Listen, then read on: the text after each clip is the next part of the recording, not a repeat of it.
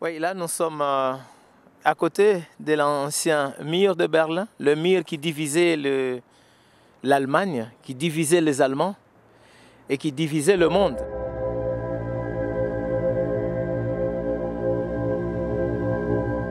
Parce que c'est le symbole de la guerre froide entre le monde piloté en Occident par les États-Unis et le monde piloté de l'autre côté par l'URSS. Donc c'est le mur que je suis en train de toucher maintenant.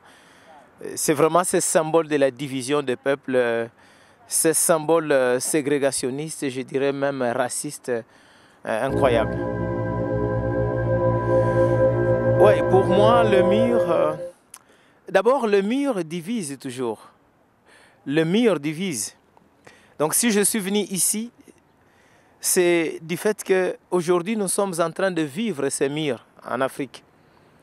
Les phénomènes de murs, nous sommes en train de le vivre dans la mesure où aujourd'hui, nos pays, nos différents pays, ce sont des pays dont le peuple a été divisé à Berlin. Voilà, le mur est encore à Berlin. La conférence avait eu lieu à Berlin. Et cette conférence de Berlin, pour nous, avait divisé le peuple.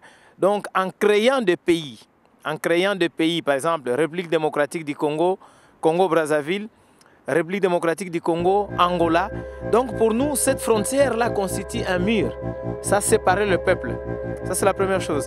La deuxième chose, c'est qu'aujourd'hui, on est en train de revivre ce mur-là. On est en train de le revivre dans la mesure où, quand nous partons, moi quand je vais en Angola aujourd'hui, bien que je sois au Congo, et on retrouve les tribus Congo en Angola et à Brazzaville, mais quand je vais en Angola, je suis étranger. Donc il y a un mur qui a été créé.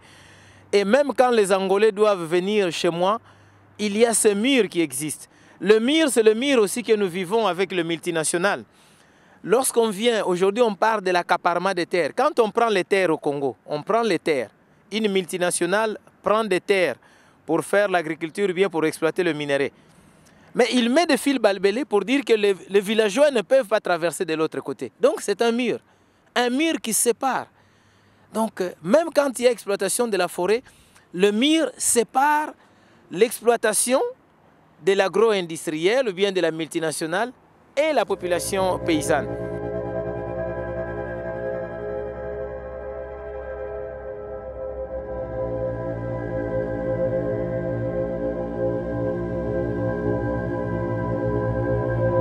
Mais le mur aussi, quand je vois le mur, c'est le mur d'injustice, le mur d'inégalité. C'était injuste de séparer le peuple allemand.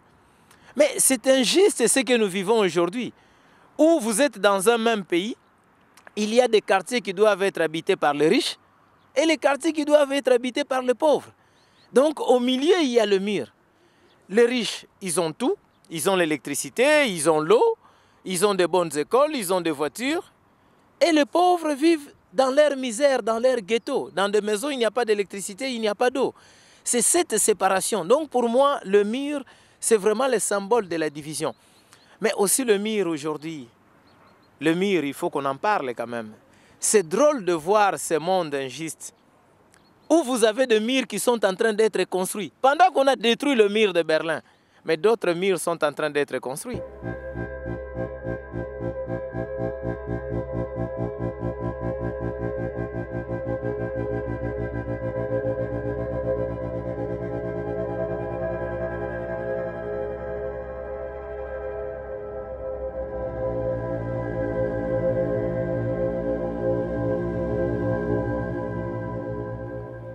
Mais il faudrait que tout le mur tombe. Il faudrait que tout le mur tombe. Au niveau de l'économie, au niveau du droit, les inégalités entre le peuple, ce mur doit tomber. Mais malheureusement, le mur est tombé. Mais ce qu'on voit maintenant, c'est d'autres murs qu'on est en train de créer. On crée d'autres murs et beaucoup plus solides, d'autres murs beaucoup plus séparatistes qu'à l'époque du mur de Berlin.